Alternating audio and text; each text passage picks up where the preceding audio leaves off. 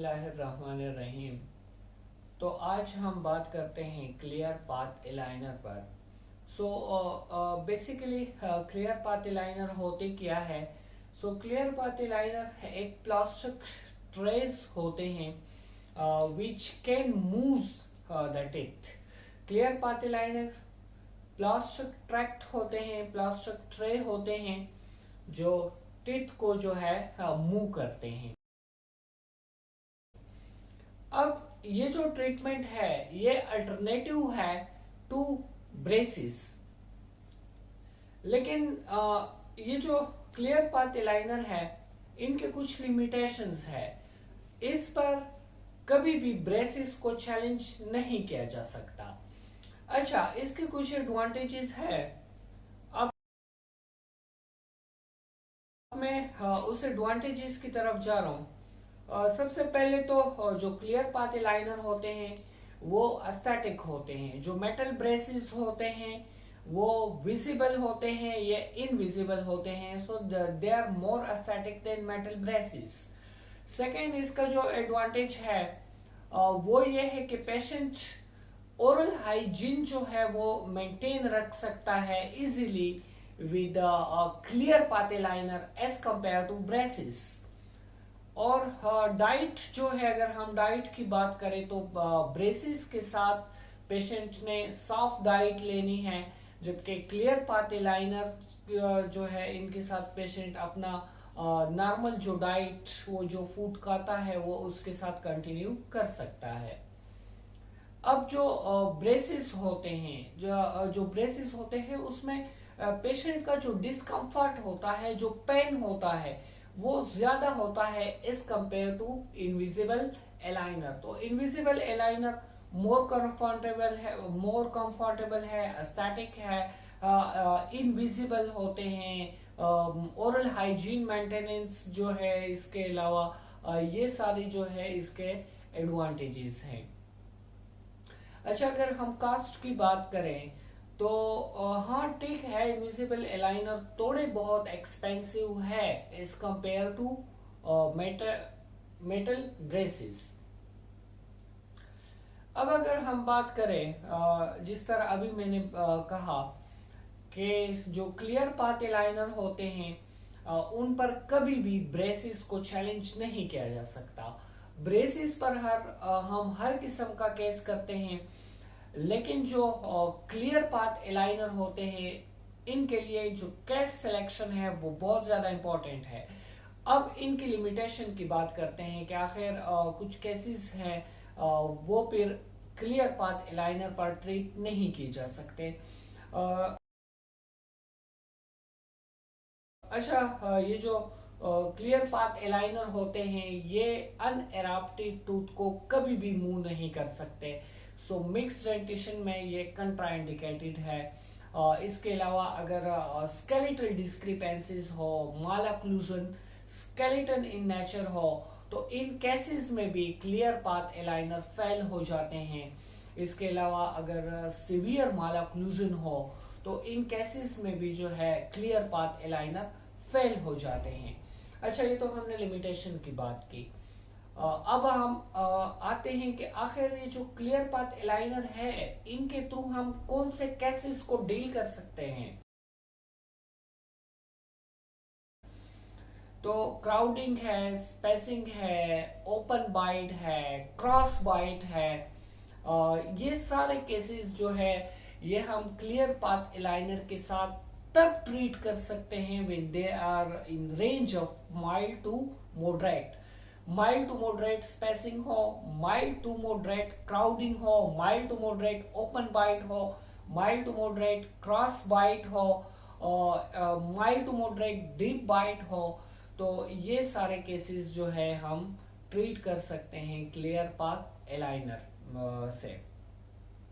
अच्छा, अगर किसी ने क्लियर पाथ एलाइनर की ट्रीटमेंट शुरू करनी है तो फिर सबसे पहले वो अपने डेंटिस्ट के पास जाएगा और वहाँ उनका डेंटिस्ट डिसाइड करेगा कि आया आप जो है आप क्लियर पाथ एलाइनर के लिए सूटेबल कैंडिडेट है या नहीं है। ये आपका डेंटिस्ट ने डिसाइड करना है, क्योंकि केस सिलेक्शन उन्होंने करना है।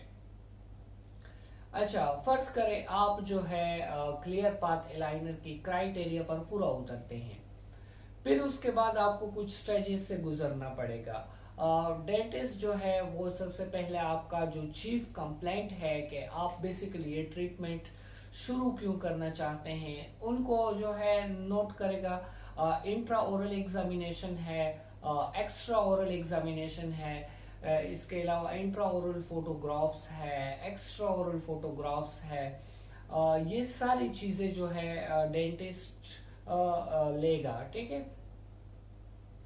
फिर उसके बाद आपका जो डेंटिस्ट है वो आपसे इम्प्रेशन लेगा, जिसको हम आसान लफ्जों में हम नाप कहते हैं, ठीक है। तो वो इम्प्रेशन जो है डेंटिस्ट कंपनी को सेंड करेगा, ठीक है। इसके अलावा इसमें 2 रेडियोग्राफ्स इन्वॉल्व होंगे, ये आपको करने होंगे। One is OPG and the other is lateral safe. तो लेटरल सेफ जो है ये ऑर्थोडोंटिक डायग्नोसिस में बहुत ज्यादा हेल्पफुल है। इसके अलावा फोटोग्राफ्स है और बाइट रजिस्ट्रेशन है। तो ये कुछ 4 चीजें जो है ये जब आप किसी डेंटिस्ट की क्लिनिक में जाते हैं और if you wish to start treatment with clear path aligner, तो फिर ये कुछ चीजें जो है डेंटिस्ट लेगा और फिर इनको सेंड करेगा क्लियर पाथ एलाइनर की जो कंपनी है उनको ये सेंड करेगा। वो इन सारे डेटा को डिजिटलाइज कर देंगे और इन सारे रिकॉर्ड्स को, आपके रिकॉर्ड्स को वो डिजिटल डेटा में। अच्छा, तो कंपनी क्या करती है, वो जो आपका जो डिजिटल डेटा बना है इसके ऊपर वो क्लियर पाथ एलाइनर्स बनाते हैं, इसके ऊपर वो ट्रीटमेंट प्लान बनाते हैं। फिर उस ट्रीटमेंट प्लान को के मुताबिक वो जो है एलाइनर्स बनाते हैं। अच्छा, सवाल ये है कि क्या एक एलाइनर जो है, क्या एक सिंगल एलाइनर माल ऑक्लूजन को करेक्ट करने के लिए काफी है? नो, एक एलाइनर कभी भी माल ऑक्लूजन को करेक्ट करने के लिए काफी नहीं है। आपको सीरीज ऑफ एलाइनर से गुजरना पड़ेगा। अब आपके माल ऑक्लूजन को ट्रीट करने के लिए कितने एलाइनर्स की जरूरत होगी, ये अगेन डिपेंड करता है आपके माल ऑक्लूजन पे। अगर वो सिवियर हो तो फिर जो है जो ट्रेस है, जो क्लियर पाथ एलाइनर्स है, वो ज्यादा रिक्वायर्ड होगी। और अगर माइल्ड केस है तो उन केसेस में कम रिक्वायर्ड होंगी। इसके अलावा ये जो है इसके अलावा डेंटिस्ट आपको कुछ इंस्ट्रक्शन देंगे, ठीक है। आपने उन इंस्ट्रक्शंस को जो है फॉलो करना पड़ेगा। वो ये है कि खाने के लिए आपने जो है एलाइनर्स को निकालना होगा 24 आवर्स में, यानी एक दिन में 22 आवर्स एलाइनर आपके मुंह में होने चाहिए। 22 आवर्स पर डे सिर्फ आपने खाने के लिए निकालने हैं, ठीक है। इसके अलावा जब आप खाना खा लो तो जो है आप सही ओरल हाइजीन तो आप मेंटेन रख सकते हैं नॉर्मली।